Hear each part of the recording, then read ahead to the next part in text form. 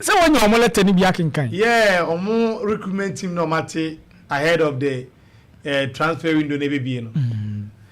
Na me kan let any more I say omo mo nipa di omo a omo di ni so omo ya adwuma. Because come me say let be say the anchor list.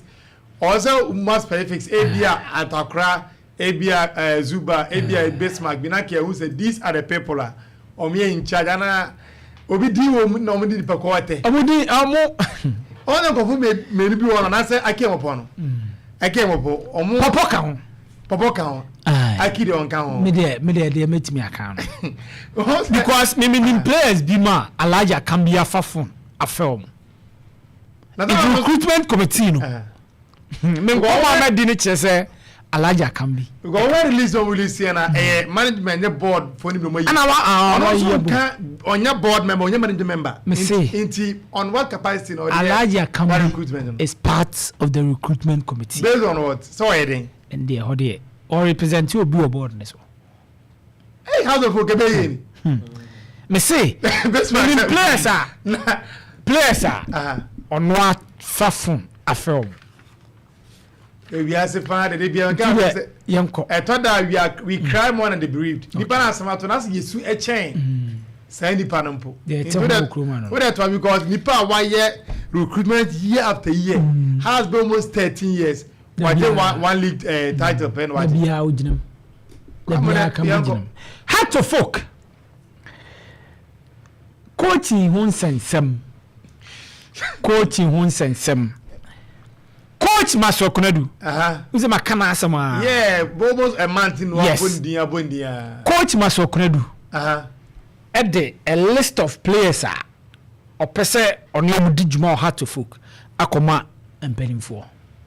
Hey, Abubakar Atara. Ono so. Eso de ne akoma penning for. Kwale. Na alajuma assembly. Say cantata assembly no moyi. Yeah, koso. Because right now why na ama omutumi enkanche watara say na season ntimi no nya adwuma supporters ne so mpeno board ne mu ache management ne mu ache ebi peno ebi so mpeno ebi fuwa Masokunadu die ne so and why na Masokunadu that why say on recruitment ene gise ase mo na mbese meka but that because per this information out in my sure and they be am come information because we are two from sure na Masokunadu he has no official capacity to other folk team okay and Baka Watara there and then name look as he is the head coach of other folk yam pam no yes in order the list into a list ko ande kada kwaimu na Masokunadu no kwame so they go to the ubia you delve into it Michael Ampadu me be catch you say empadinfo se da bi amuntimi ni nya adwuma ne suban bi ni ade na coach Masokunadu e coach ni Legon cities yeah and pass o na ofri a the ba has a folk no o coach ni Legon cities coach Masokunadu list no de koye no waka champion for say Michael Ampadu abeso omu renew contract Michael Empe, Pasara Empe. Everybody go for. Say. On a serious note, I think say Ghana ha o can ride back for omuye good enimbo ya o kan. Michael Empe. Yes, sure. On him ride back ni bopa. Just that Trebia ayana man management no. No na akwa bibia o. Ba de bia me ka say Kwame your attitude you players one manageable. So me ba obewem why? I say wajai o boy say bia ochiti. Kwame insuit baby. Inti manage. Baby. Best my queen na mo ohene be. Baby. E manage tena ho. Enti Michael Ampadu. Coach Masokunadu listen on the coin no. Say omo retain no. Omo renew the contract. And our Tara say because on pe omo no. O kan bi. Irade. Bismarck me the picture be send o. I bet ye boa. Lagos cities. Yes, I bet ye boa. Lagos cities. Number chamber medical so has. Okay.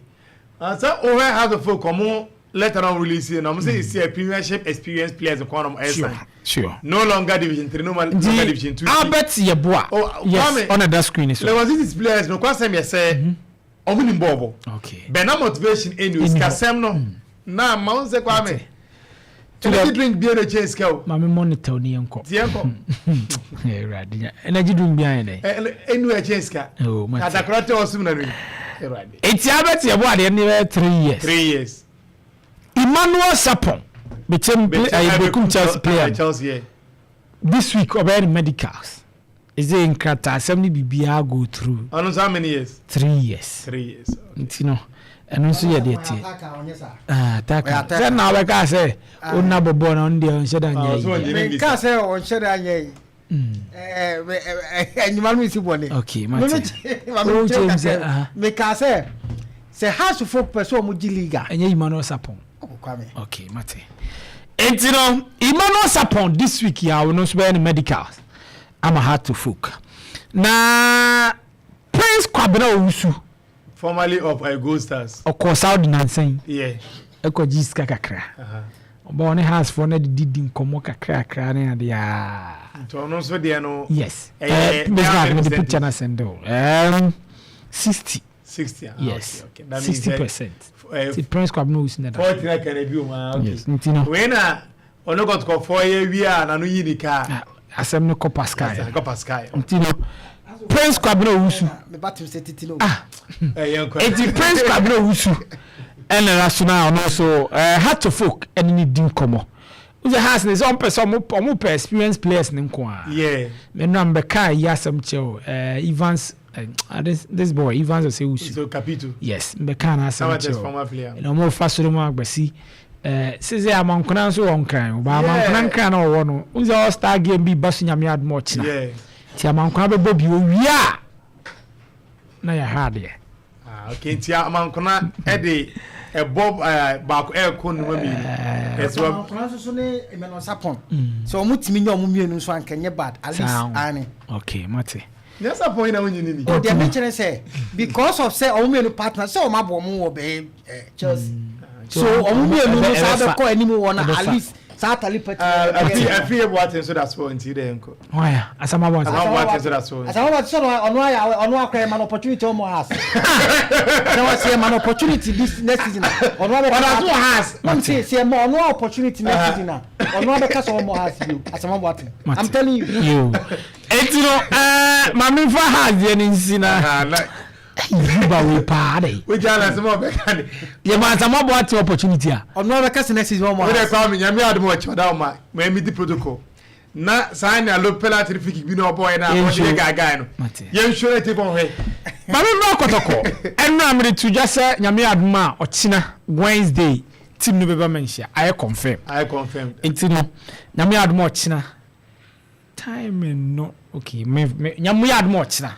Kwa mo mo nanka nyamu ya no changa man for ko adwuma no ma prepare abemo mo heroes welcome enke o be shia mo e bia airport na e bia nze ye wa betena se wo nti time we wa betena se de me am ti e nti ko kase time say be o ze bia ti o de ma me fa nkonkon se nyame admo china krokotim no e ba yura ho e de trophy na be kire no madana se nti e fa no pana e ba no nti wo ya koroko supporter upesa ubana also ube 30 na chia from an upper 6 ekwa akosi awia 1 gate also betimi aba intino no ya de tinyambo china na meetings upon meeting with pon na we ko secretariat enye easy as the agent we ban agent we ko akacho say by ending of this month as a bia conclude ending of this month inti yehwe from nyame adoma next week you no players akoroko assign you no on start here you go here you go Zakaria Fusini here you go na disu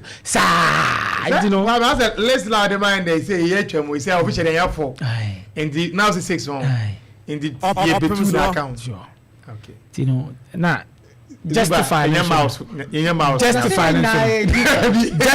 so no ebeba so foreign players no justify no and so ebeba so you know yes why foreign player ntia do ba na we I didn't grab out no so a player ki amana nya justify agabala gwadi o foreign player justify ebeba so say o say 3 at least you two beka okay una wo kan that's all okay wona o side players dala now we dem mami wi no mabam why Kotoko ne has any nations edi ehyiamu mame player na enra me dey we send us 99 jesi no blessing Ege say Ege so on the shape figure kino Kotoko Nations is there akoye wa unsemu odu no says amagana magashia ne ma magawu entokwa na yeden and they say wa oji hudi no sure now the bedako bless Ege Nations has Kotoko some may play an agent come minya ne botuma we ntino oniona da so no aye den obondo ni mbo ntino eno ye Kotoko ne has football part wa ya ka say Jubuski ntino ya o show mo dia wa ya on fa bo si o mo ntino there some not mami fancy na okay